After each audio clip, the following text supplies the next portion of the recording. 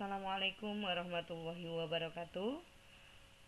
Apa kabar anak-anakku semuanya? Semoga kita senantiasa dalam lindungan Allah Subhanahu wa taala. Amin. Sehat semua ya.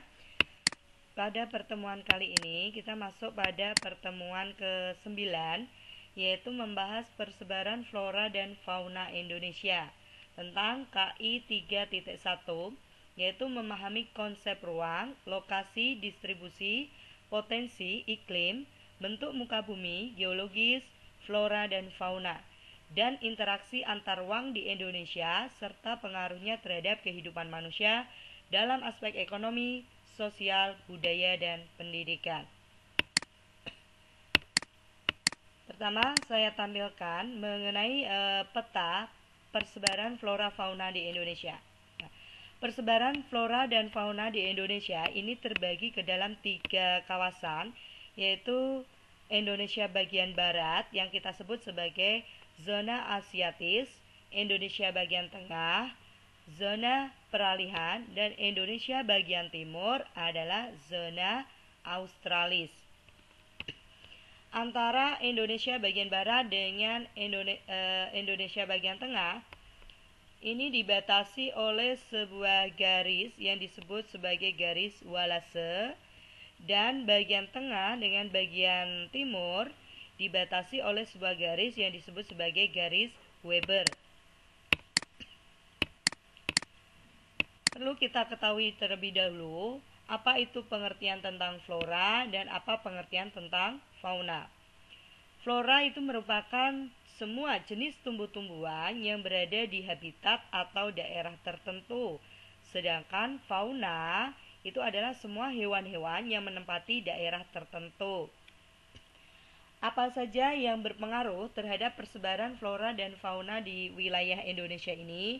Yang pertama, ada perbedaan antara satu daerah dengan daerah lain dipengaruhi oleh, pertama ada relief daratannya, curah hujan, temperatur udara, angin, keadaan tanah, kemudian temperatur dan makhluk hidup.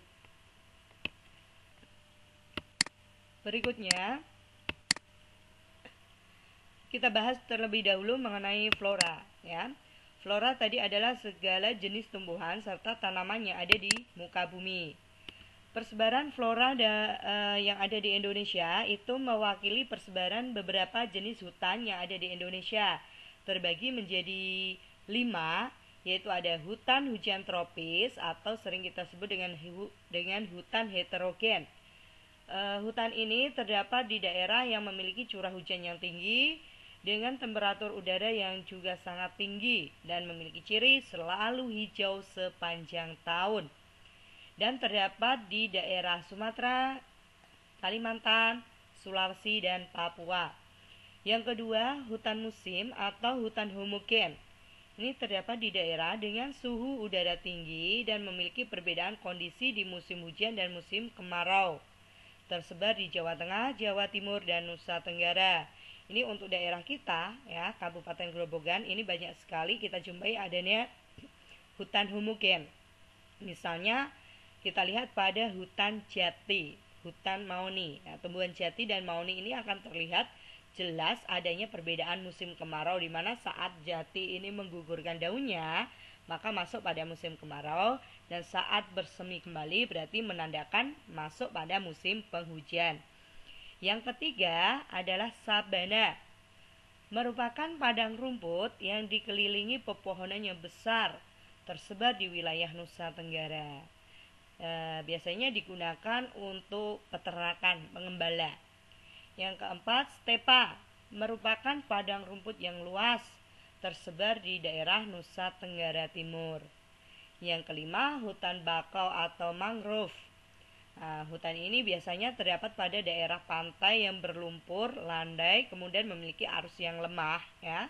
Ini tersebar di Papua, pantai Sumatera Timur, pantai Kalimantan Barat dan Selatan, serta di pantai utara Jawa. Ini contoh, ya, hutan hujan tropis. Bisa dilihat di sini memiliki ciri tumbuh-tumbuhan yang sangat padat dan besar-besar. Kemudian hutan musim, bisa dilihat adanya contoh tumbuhan jati, tanaman jati, kemudian hutan sabana, ini padang rumput yang juga ada tumbuhan-tumbuhan besar.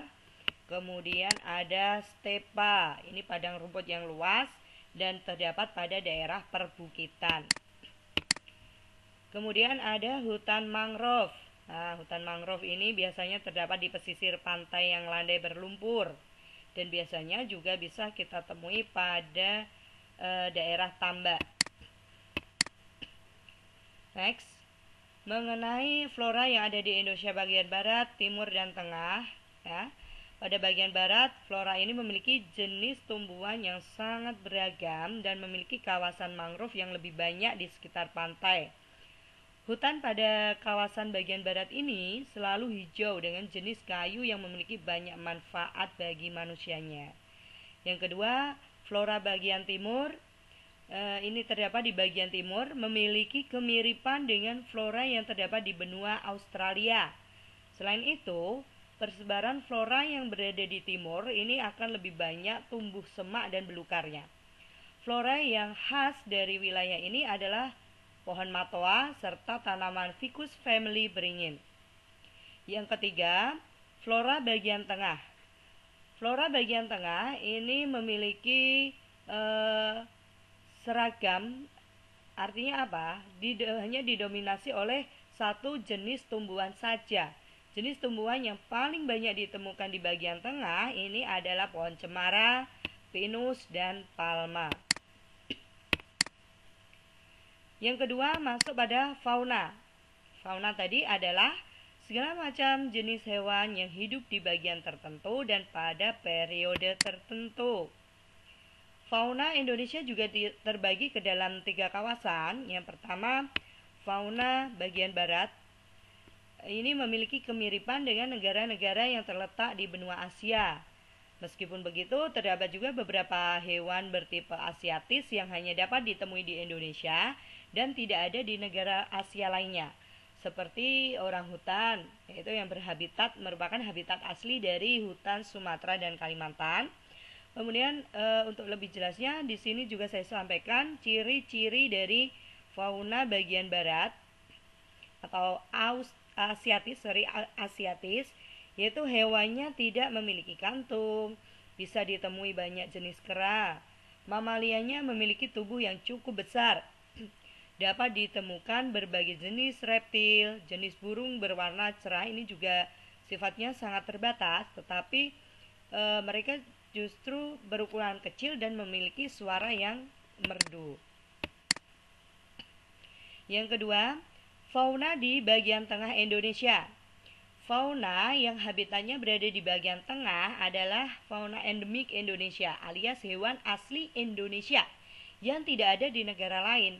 Fauna tipe peralihan ini biasanya hanya terpusat dalam satu wilayah saja dan tidak tersebar di berbagai wilayah lain. Nah, untuk persebarannya mungkin banyak kita jumpai di Sulawesi, Maluku, dan Nusa Tenggara.